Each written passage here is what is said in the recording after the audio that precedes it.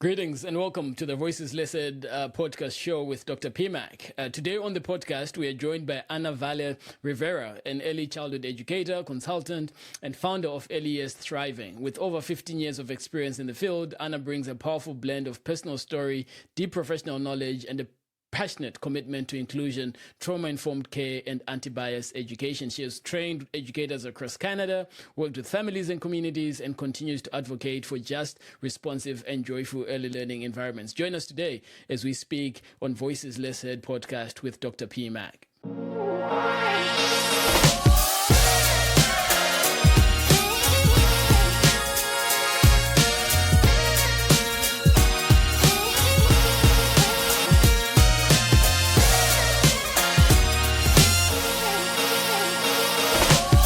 Ana, I'm so impressed with just the number of things you're working on. And as an entrepreneur myself, I'm like, wow, I thought I was doing many things, and then I read people's bios, I do research on them, and I see that they're doing amazing things. How do you do all of this in 24 hours?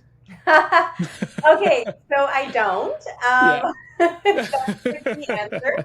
I really don't. I mean, I'm very thankful that I have a huge family network. Awesome. I have a really, supportive spouse who has helped me with, pretty much all the projects that I come up with. He's usually the one that does all the organizing part of my brain. And my office would be horrible without him. And I have a lot of family help, and I do a lot to take care of myself as well. So today I could have spent the whole day working, but I chose to take some time to go do yoga. Same with, 2 days ago, I was like, oh no, I have so many things I have to do, but I also need time to go for a run and be in nature and breathe, So I do a lot of things, but I do a lot of things for me, and I get a lot of help, which is, I think, how I've been able to do all the things. Wow, that's amazing. And so when I was doing my research and we're reading around and my team and I were just exchanging notes, one of the things that we found, each of us were like, oh, purpose-driven. And so you call yourself and you framed your work as a purpose-driven business, right? So you're a purpose-driven business owner. Let's go to the very beginning, right? How did your early years shape what you're doing now, right? How did your experiences shape your career path? How did that shape you into sort of founding and starting this Early Years Thriving organization and the many things that you do? Yeah, okay. So in my early years, I guess you could say I had a bit of a rough start. Having parents who are immigrants, having my own actual physical limitations. During the early years, I had to wear a brace, which meant that I didn't really get the same early learning exposure as the rest of the children. I went to elementary school and my teachers were like, what is wrong with this child? Like, honestly, a couple of them were really concerned because I was doing silly things like a 5-year-old doesn't normally do, but eating crayons and tasting the sand from the sandbox and, doing all these really interesting things that the teachers were concerned about. And I'd sit play with worms for a long time. And, according to them, I was a little bit, I guess, if, in their words, like delayed. And I just kind of got through school being the silly, funny class clown, just had the friends, I just wanted to go to school and be have friends and have a good time. And that was just always my demeanor. And I think that helped me get through school. So I got through school, didn't really know what I wanted to do, but my parents really encouraged me to go into early years. And if I may pause you, there, in one of the documents I was reading about the work that you've been doing, you did mention, Ana, that you sort of in those years, right, when you're 5, 6, in your early years, you sort of created this harmful narrative about yourself, right, that you're not perhaps a good learner, or that, in your words, thought that you were dumb, yet you're not, right? It's just, the harmful narrative that you have created. And you mentioned that your saving grace were your parents. Tell me about it. What was the importance of their parenting, or how did they parent you in a way that you felt now, or you feel now, that was a saving grace? Yeah, for sure. Okay, so I did have a lot of challenges at school, like I said. Mm, And yeah, the the shameful tactics that were used, I think mm, contributed to that narrative that I thought I okay. wasn't very smart. Yeah. But my parents, honestly, like they championed us all the way. Mm, They always championed me, my siblings, everybody, all the time, as for whatever we were like, whatever stage we were at, right? It was never yeah. about what's the next thing, what's the next thing. So, in like just background on my parents both worked in the community. My mom did work as an early childhood educator, and Okay. that was, I think, part of the reason why Oh, I like, see the they, influence came in, yes, so they eh? encouraged me Yep. to go down this path. Okay. And part of it too was like I just thought, I couldn't do anything else. I thought, oh well, Mm, I guess I'll just work with children because that's like mm, like easy. It's not easy mm. at all, but that was Yeah. like my thought process. I'm just going to do a 2-year program. I'm Mm-hmm. not going to go to university. I don't even care to go to university Mm-hmm. ever, and I'm just going to do that. And so I did that. Went into the field. Yeah. Um, and and it was all great until I had my first child and realized like this doesn't even make sense for so many like reasons, time wise, Mm. financially, like it was just really really hard. Okay. This Yeah. was before any initiatives to help lower the cost of childcare. It would Yeah. have costed $1,400 a month for me to put my toddler into Yeah. childcare. Yeah. So I had to reevaluate at that point. That's when I decided to go back to school for higher education. For higher education. Yeah. Okay, so let's just take a step back because now you've brought in a whole new generation, your kids. So I wanna go back to sort of this parental experience. Your mom was working as an ECE, early childhood educator. So what, how did she counter this narrative that you had created for yourself, right? Was it words of affirmation? Was it seeing the best in you, which as a parent I do see the best in each of my children? How did she counter that? And I'm asking for a parent who's listening to this podcast and saying, wow, I'm struggling with my child right now. I'm struggling how to encourage my child. What worked, and what do you recommend as well based on your own experiences? Yeah. I think honestly, for my parents, it was not putting pressure on us. There Oh, was not putting no pressure on you. there Okay. was no pressure. Like anybody who knows my parents knows like my parents never put pressure on me Mm-hmm. to, you know, do the sports, right? Or do Yeah. the academics or do Yeah. whatever it was. But if I wanted to, they would champion me in it. They'd go, "Okay, that's great. That's awesome. Like Okay. keep it up. You're doing Yeah. great." But there was never any like real pressure. And whenever I did say something like, "Oh, I can't do that anyway because I'm not smart," or because, Mm-hmm. and then they'd kind of just question like, "Well, why do you think that?" or "Where does that come from?" or so it was never like this situation where they created so much pressure that I felt like I was a failure if I didn't Mm, do certain things, if mm, I didn't go to mm, university, for example.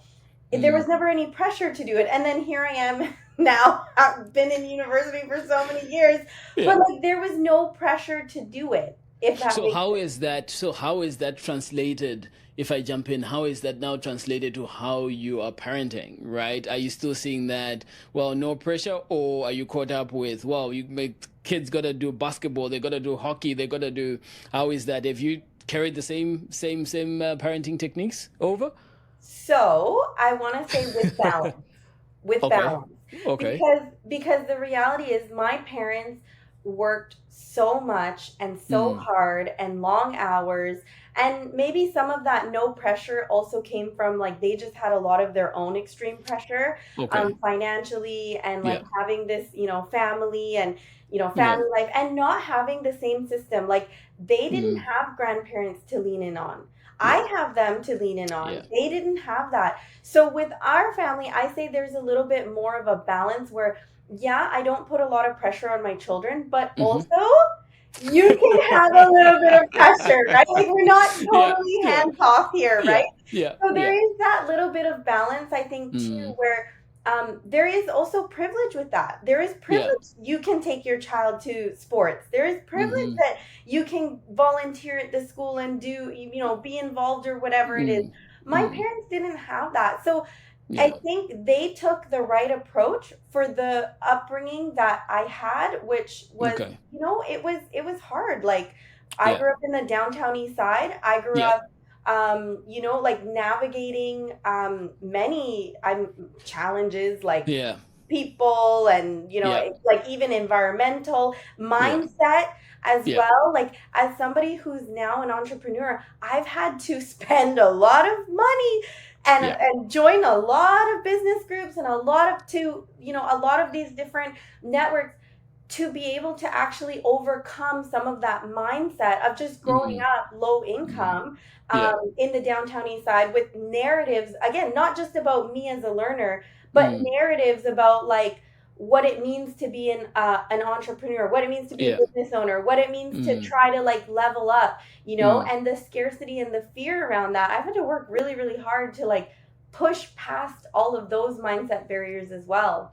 That's amazing. And so now that you're talking about entrepreneurship and talking about business, I wanna jump into that. So you've had this sort of, if you may allow me to use this word, sort of rocky start, right? With the rocky early start, in the early years.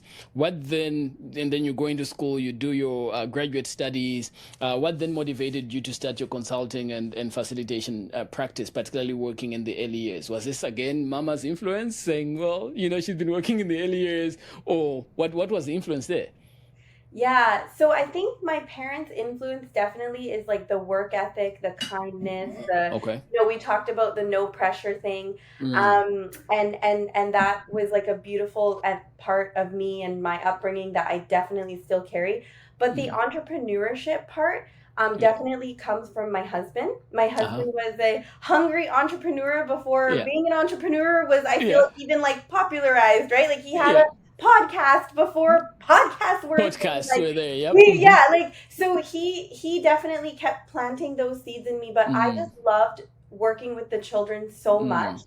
that it Mm. didn't make sense for me to leave the field. I was like, Yeah. no, I love these children. I love these Mm. children as if they were my own, and that was before I even had children.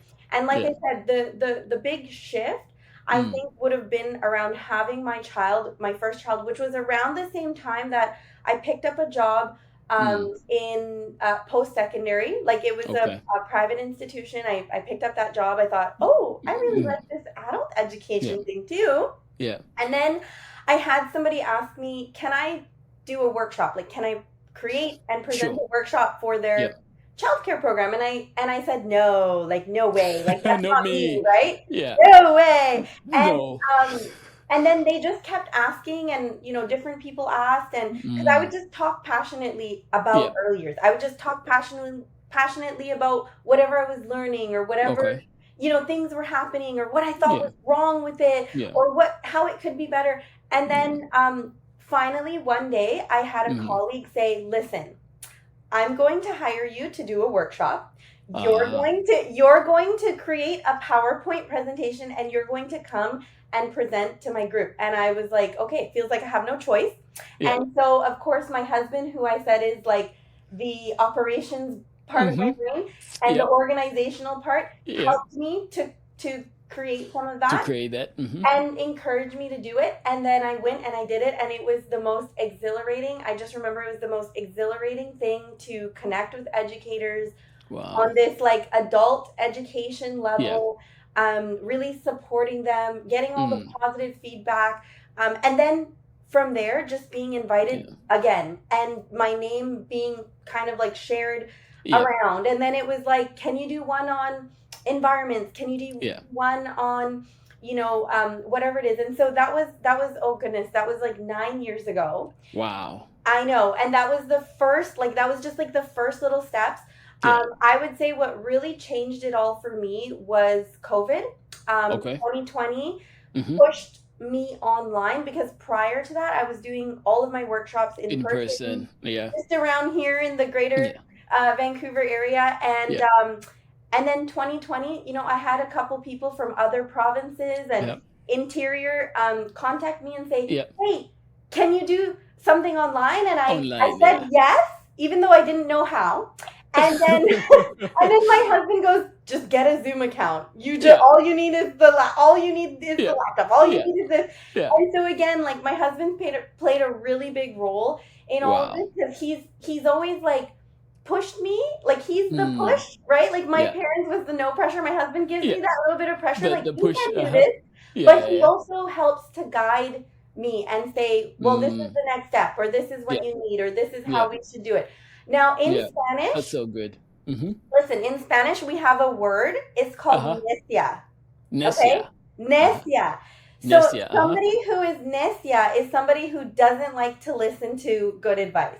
Okay. Nesia. Somebody who's Okay. a little bit stubborn. And Uh-huh. so even though I had my husband guiding me this whole time, Yeah. every single time he'd tell me what I should do or Yeah. what I should do next, I'm so necia that I would be like, no, I'm not going to do it that way. But over the time, it's funny because over time, like I said, I've Yeah. invested a lot in my own growth, in my Oh, business that's beautiful. growth, Yeah. masterminds, Yeah. and I've Yeah. always come to the realization that my husband actually does know what he's talking about, and I'm just necia. So that's Hey, been there the you journey. go. If he's listening to this podcast, there you go. She knows. She knows that He she knows I listens. know.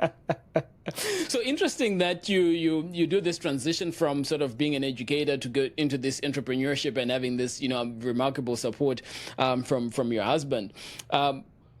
What challenges did you face, right, as you made that shift, right? So you've got colleagues that have, encouraged you to go into presenting, into training. Now I'm speaking with you today and you've done over 400, like dozens, 400s of workshops, and you've done keynotes, you've done podcasts, you've done all of these things. What have been the maybe top two challenges that you've encountered as an entrepreneur in working in the childcare space or in the early years? Okay, let's talk about challenges. I think most of them have been more entrepreneurial and, like I said, Okay. mindset challenges. Mm. So these challenges of thinking like, I'm an imposter. Like we all get that imposter Oh, syndrome the imposter sometimes. syndrome, yeah? Mm-hmm. That's definitely hits me every once in a while. And Okay. this is why I've sprinkled my website with testimonials, and I always Yeah. ask people for For testimonials, and feedback. Yeah. I'm always, like seeking feedback and stuff like that because I do Yeah. want to get better. And at the same Mm-hmm. time, it's always validating to Yeah. hear the feedback as well. Yeah. And so that's been one of the big challenges is just feeling like I'm an imposter. And Sure. sometimes the narratives that I grew up with are in my Mm-hmm. neighborhood, in my school, they creep in, right? Like, and Yeah. some of the narratives, like I'll share with you, you might Sure. relate, but the narrative that like, oh, if you're like sharing your success, like Mm. somebody's gonna talk bad about you, or somebody's gonna come and try to take it from I you. hear you. Yeah. Or if you're sharing your wins, you're being Yeah. boastful, you're Yeah. being cocky, You right? should be humble. You should be humble, Anna. Yes. You should, stay under the radar. Just do your thing. Yes, Come on. yes. And then Yeah. of course there's always that narrative too that, Yeah. oh, I'm not smart enough, or who do I think I am, And Yeah. so like these are, I think, the biggest challenges that Sure. come in, honestly. And then there's Yeah. the challenge of just being a parent and having children and not having enough time in the day. Yeah. No, I hear you, right? And so Yeah. I do share that with you, right? The imposter syndrome. Oh my God, it is real, right? I tend to do so many things, and I'm working around, and I'm either speaking before large audiences, or I'm doing a training, or I'm doing a consulting piece, and as I drive back home, or I sit in my office and I'm working, I'm like, who am I? Or who do I think I am to be able to do these things? Like what? And then so sometimes when moments like those creep in, I do have a friend that I ring up and say, dude, just set me straight. He's like, oh no, it's happening again, is it? Like, yep. And then he just says, hey man, you can do this. You've done this. Look at this. Look at this. I'm like, I'm struggling. I don't know why I'm in this space. So it's so interesting to hear you say that's a huge challenge of entrepreneurship, right? And even and I'll speak a little bit about where I come from, like culture wise. You're not supposed to talk much about what you do, right? It's almost like bragging. You're not supposed to brag. You're not supposed to talk about your achievements. You're not supposed to communicate that out to the world. That should be your business, should be internal. You just do your thing, right? Yeah. But yet, I feel that we exist as entrepreneurs, as social entrepreneurs. I'm a social entrepreneur, like exist in this world where you will not get business or clients or for consulting or otherwise if you don't go out there and speak about yourself, right? And so for me, it's always this constant battle with, I don't want to pat myself in the back, or I don't, yeah, it's a struggle, right? And so I'm so, curious to see how you've overcome that. So you say that you've, asking for testimonials, from your clients. What else? What else have you done to sort of go around this imposter syndrome? Yes, but then also this don't speak so much about yourself, lest you fall. Yeah, yeah, yeah, yeah. So surrounding myself with amazing people is That's like great. number one. So Mm. I belong to the Business Babes, network, and Okay. they are so amazing. Like anytime that I feel like I want to share my wins, they're there. They're Mm. cheering me on. So I have like this Mm. really great business network That's around terrific. me. Shout out to Danielle because she's the the fearless leader of the Business Babes. Uh-huh. I of course, I'm very thankful to have my family, Yeah. who I surround myself with. But I really root myself in my vision and my Mm. mission and my Mm. purpose, right? And that's Okay. why, like Yeah. you said, I read everywhere on your website, you're a purpose-driven business Yeah. owner. That Yeah. is exactly right. And my Yeah. purpose is to help adults, to Mm. help children thrive in whatever Mm. way that looks like. It could Mm. be consulting, it could be listening to a podcast, it could Yeah. be, being a guest speaker somewhere else, it could be Mm-hmm. on a handout, it could be in a workshop, it could be from Mm. consulting. Like it can be in so many different ways. But really, what this comes down to is helping adults understand what children really need to thrive. And what children really need to thrive is Mm. love. And, for us to be there for them Mm. unconditionally and to respond to their needs. I mean, Mm. I don't know how your culture is. My Yeah. culture is a very warm culture, Mm-hmm. which is I think every culture is different. But what I see in some families or in some cultures is there's this Yeah. coldness about the Yeah. children. We want to Yeah. see them, but we don't want to hear them. We don't We hear want them. them Yeah. to just be good and sitting all Mm. the time, Mm. and we want Mm. them to be compliant, and we want Yeah. them, and those are not the things that are No. inherently children and childhood. Yeah. Children are messy, children are Yep. loud, children Yep. are, Yeah. Yeah. creative, children Yeah. jump off the walls, They children do. Yep. sometimes bite, Yeah. sometimes And they they write push. on the walls with Yes, crayons they just for write no on the reason. walls. And these are just parts, that messy parts of, being a child. And I think there's so Yeah. much expectation, um, Yeah. especially within education and early Yeah. years, about Yeah. what children should be doing. Mm-hmm. And, I like to kind of challenge a little bit, like, where Yeah. does that expectation come from? Yeah. Does that Yeah. expectation really Mm. matter? And is Mm. that something that really helps a child Mm. thrive? And so that's where I come from with my my business, and Yeah. reminding myself of my purpose. The other thing that I like to do as well to overcome these challenges Mm. is I Mm. really, really value collaborations That's beautiful. in my niche, right? Like Yeah. I Yeah. love to not make early years thriving about me. It's Yeah. really not. And I Yeah. bring in, guest speakers onto my Mm. online summit. I just did Mm. presented my first conference, which was a sold out conference, and we had That's so great. And six you had this like speakers. 2 weekends ago, right? In It was Richmond, 2 wasn't weeks it? ago, yeah. Yeah. Yeah. And Yeah. we had a sold out room, and we had these That's amazing beautiful. speakers. We had Yeah. community, like a representative from a community Yeah. organization. We had a ton of sponsors. Yeah. And I always remind myself, okay, I'm doing these things, but it's not about me. It's Yeah. actually about the children. It's about the educators. It's about Yeah. giving others a platform as Yeah. well, like you do, Yeah. right? With your Yep. Yes. podcast, but like Yeah. giving others the space too, because when we all shine, we shine brighter. When we all And help each other, we uplift each other. that's so good, right? And I get goosebumps as you say that, because when we're working, if in the child sector too, right, when we all shine, it means that we're giving the best for the children that we're working for, right, the Yeah. children that are around us, the children that we're trying to make sure that they've got a life that is full of possibilities. One of the things, and I made a note here as you were speaking, right, that children, as we're sharing with me about what perhaps children need to be need to do, like the children, they play, they laugh, they want to write all over things, they want to do all kinds of things, right? And so, Anna, I want to say this back to you, like, children will want to sit in that play box and eat sand like you did many years ago when you were 5. That's being a child, right? And so I recognize that in some settings, right, parents or teachers or caregivers don't recognize that aspect of childhood, right? There's this controlling, there's this, we're going to determine what they're going to eat, or they shouldn't eat sand, or they shouldn't, touch a snail, or, that kind of thing.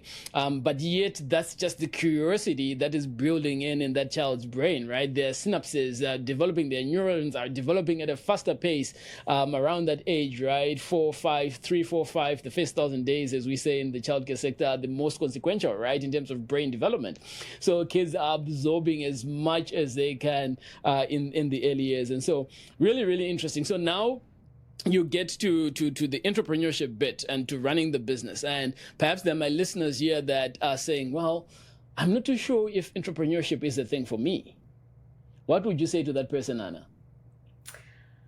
Well, I would say, if it's not for you, it's not for you, and that's okay. But if you do have a feeling, an incline, a dream, a vision, and you want to go for it, just go for it. Because entrepreneurship wasn't for me when I worked in early childhood education, and I loved just being on the floor with the children every day. And it was my place, and it was my jam, and I was like, I'm never gonna leave the floor. Like, honestly, I thought that. But my circumstance changed, and my opportunities changed, and what people were asking of me changed. And then that was what started that incline and that sort of push and prompt. So if you have that, and you have that opportunity, and also you have people saying, like, let me help you, then go for it, right? I actually have I've supported many educators to learn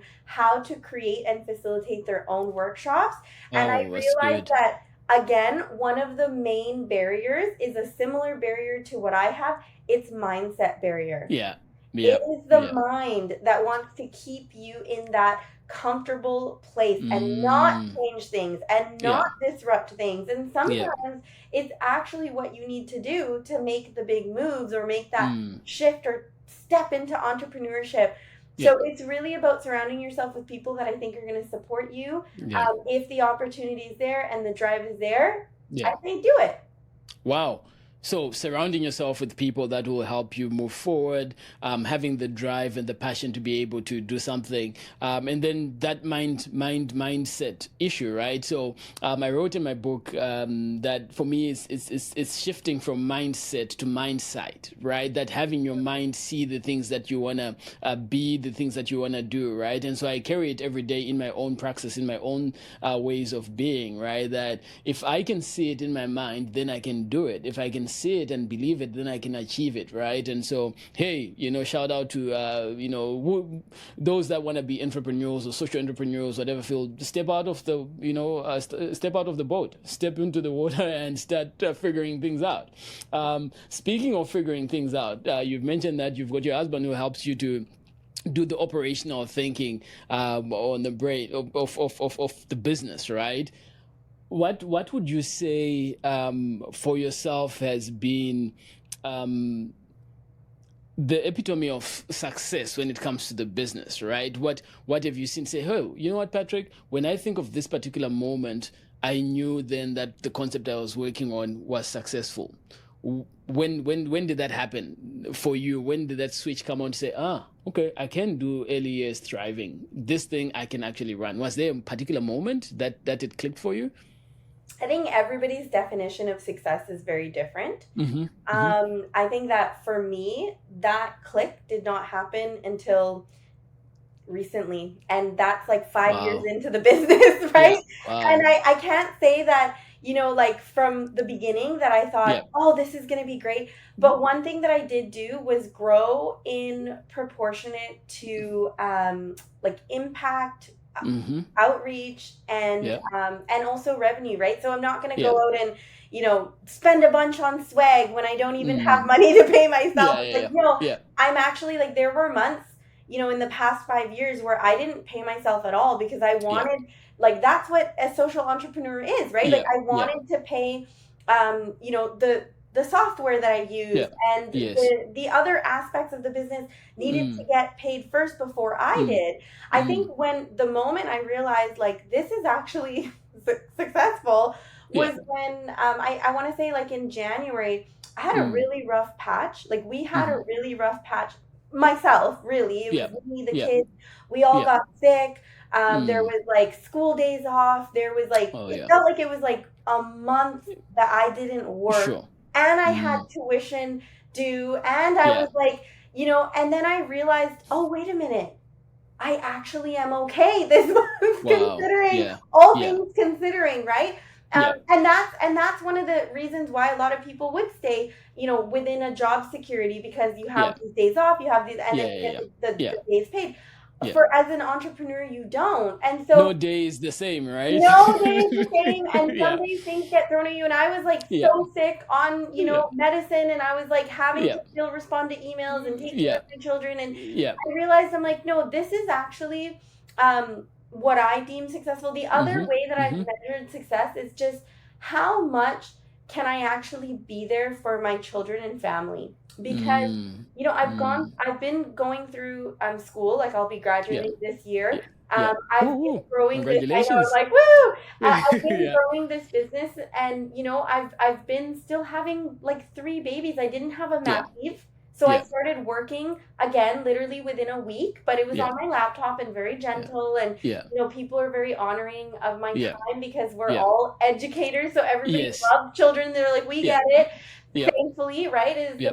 It's the perfect niche for me, having Mm-hmm. these children. But what I think defines my success is how much can I be there for my children when my children need Yeah. an appointment, when my Yeah. children are need a volunteer at school, when Yeah. my children need a pickup and drop off. And yes, I have family Mm. that helps me, but Yeah. I don't want to rely on them all the time. I want to be Sure. there for my children. Just the other Sure. day, my daughter came home, and I'm in the kitchen. She heard me shuffling around. She goes, Yeah.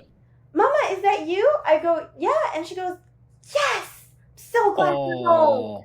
And I was like, "Ah," Oh. like, Oh. and I know that's like Oh. what I define as, Yeah. for me, like a successful A business. And success. I Yeah. haven't really, like, I'll be honest, the past 5 years have been hard Yeah. and rough.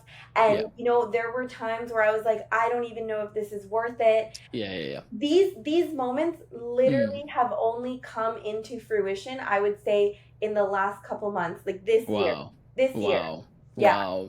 That's amazing. And so it's there's no shortcut to success. There's no No. shortcut to that, right? It's being on the long and narrow road and just keep waking up and going. I'm so impressed by the work that you've done. You've had over 24,000 enrollments. You've trained over 12,000 teachers. You have a newsletter community with over 8.5 going to 10,000 subscribers. That's amazing. That's just a lot of work that goes into getting those kind of numbers. Congratulations to you and the work that you're doing. And so before I get you off the podcast, I usually ask my guests if you were to go for dinner with 3 people, alive or dead, who would they be and why? Oh, goodness. Well, definitely always my husband. Uh-huh. He's always amazing. Yeah. If I could go to dinner with people, like, that's such a hard question. My goodness. Oh, you know who else? Uh-huh. Dr. Vanessa Lapointe. I Uh-huh. love her. Do you know Dr. Uh-huh. Vanessa Lapointe? Oh, No, my goodness. tell us. Oh, you need to follow her. She's Uh-huh. amazing. Uh-huh. She is just like, I read her book around the same time as my first, and I've listened to her audiobook multiple times because Wow. let's get real. I'm a Mm-hmm. mom of 3. I don't just sit there with my book in front of my Just face. have time to But sit with and have a book. but with the audiobook, I've been able to listen to her again and again. I Okay. had her on my online summit as well. She is one that if I could have dinner with, I would 100% have Awesome. dinner with her. She's like just, and when I've met her too, I'm just like, oh my goodness, I'm starstruck. Like it doesn't happen to me often, even with like big celebrities. Like I could care less about certain big celebrities, but her, like just the intelligence, the on point, like any parent should be following Dr. Vanessa Lapointe. Yeah. And then if I had to pick like a third person,